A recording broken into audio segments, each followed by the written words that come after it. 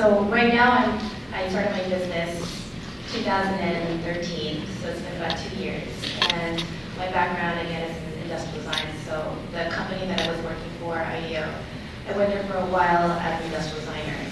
And so I got used to designing products. And in that time frame of 7 years working on different projects, I always had an itch to start something of my own, and I always felt fearful of doing it, or I was like, one day I'll do it, like one day way in the future I'll do something. And then through IDEO, they sent me to India for a while to help open up their new office. And when I was there, that culture, the Indian environment, the culture, it really shook me up, because this is something personally that I felt, but when I went there, people were just not so fearful.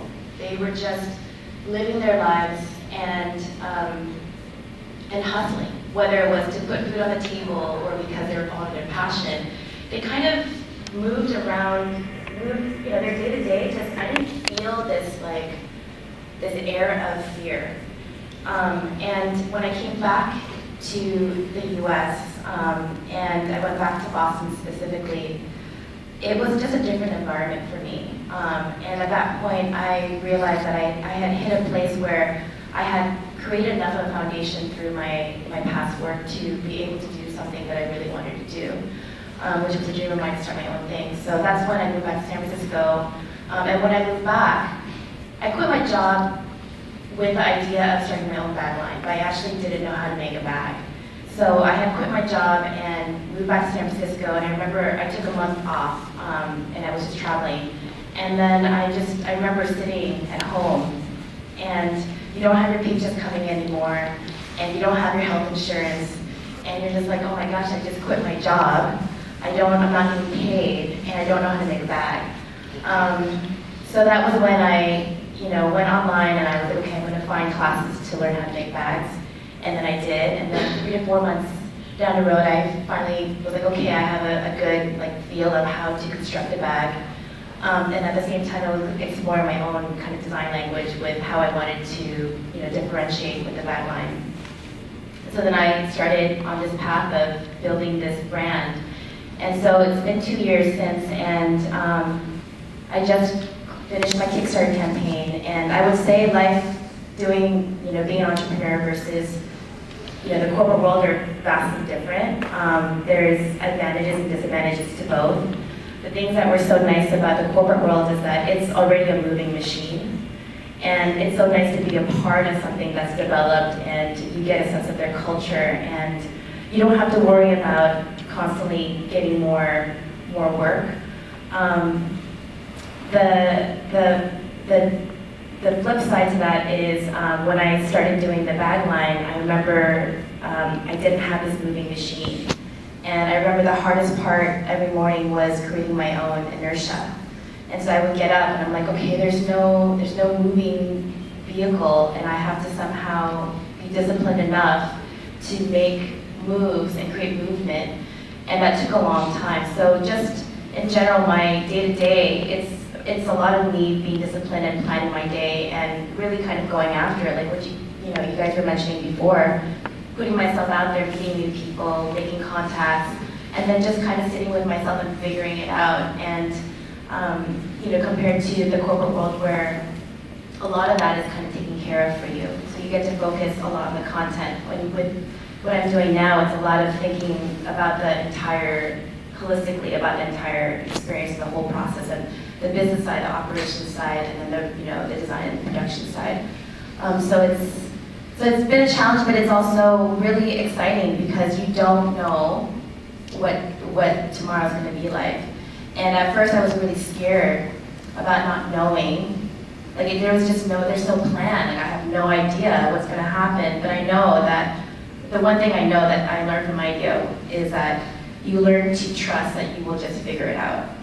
So every time I've come across an obstacle, somehow you just figure it out.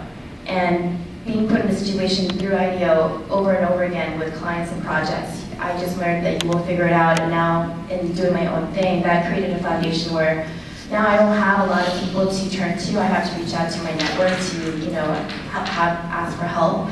But then somehow you figure it out. You either get help in your network, you come across something online, you meet somebody, or you just on your own, you figure it out, and somehow you get through that obstacle, and the sun is shining again. So it's been a lot of really extreme highs and some extreme lows, whereas I felt like, if I were to use like a graph, like when I first started IDEA, it was kind of like a spike of learning. And then it kind of almost plateaued, and you're still growing. But then with the entrepreneurial road, it's been basically these like extreme spikes that have been they're life-changing because it makes you exponentially grow as a person as well as professionally. So anyways, that's, I guess, to give a little picture of the differences between the two worlds for me. I liked your reference to India. It reminded me kind of why I got into teaching philosophy, because before I came back and did the MA in philosophy, I lived in Asia. I lived in Japan for about 5 years, and I traveled in India and had similar experiences. And I really love working with that sort of tradition and teaching that and sharing those insights with students in the classroom, because so much of it is about dealing with suffering and how you overcome suffering. So that became a passion of mine. And I think, wanting to stay at the university level and continue to teach philosophy is kind of why I also took on academic advising, because as an adjunct professor, you don't have a lot of stability, but as an advisor, I could work full-time in a position and have that health insurance, that security, that, the pension after 30 years, maybe, something like that. We'll see.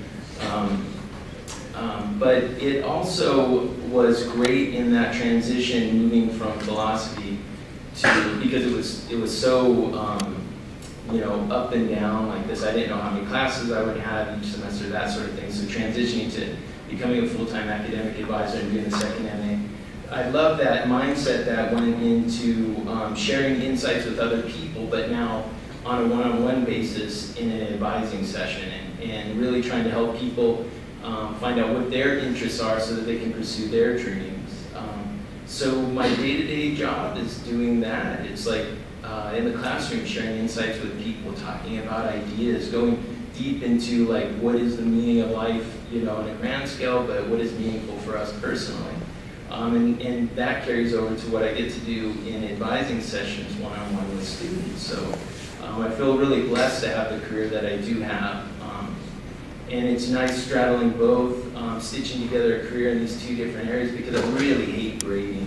That's the one thing I found out about teaching, is I hate grading. It's the worst, because how do you evaluate someone, right? It's so hard to do that. And you have to do it in an objective way, but what you find out is you can never be fully objective, so you just do the best that you can. So, but it's nice just having a grade for one class, and then mostly getting to work in a center with a great team of people, a lot of student assistants. I get to work with, putting together tutoring programs to help students in these key courses that help them in their majors, in addition to doing, the academic advising, a little bit of the career advising. And then you collaborate with a lot of, folks on campus. And I get to see a lot of former students here today, which is pretty cool. It's nice seeing familiar faces, and it's become like a community for me here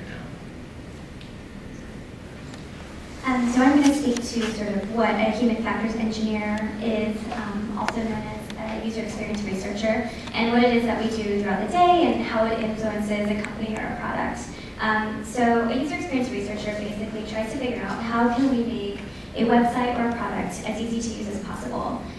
And so we do research with users to get a sense of what are their mental models for this product or for this task, and how can we make it as easy as possible to use. The premise really is that I think your website or product should be so easy to use that even a drunk person could use it. And so sometimes you can actually evaluate how easy to use a product is by getting somebody drunk and having them try to use your product. And so I bring people in and I give them tasks, try and create a profile or, buy this product in the store. And we basically see what roadblocks they run into. And it's really fun because on a day-to-day basis, you work with pretty much all aspects of the company. You work with engineers of all sorts, hardware, software, firmware. You work with product managers, designers, customer support. support, you work with everybody, and it's really fun, it's very collaborative, and it really has an impact on the products and really profits. There's this thing called the $1 million button, and I think it was the people over at Amazon actually discovered that if they just changed what the buy now button said, profits would skyrocket. Suddenly it was so much easier for people to purchase things on Amazon, and that's why they call it the $1 million button.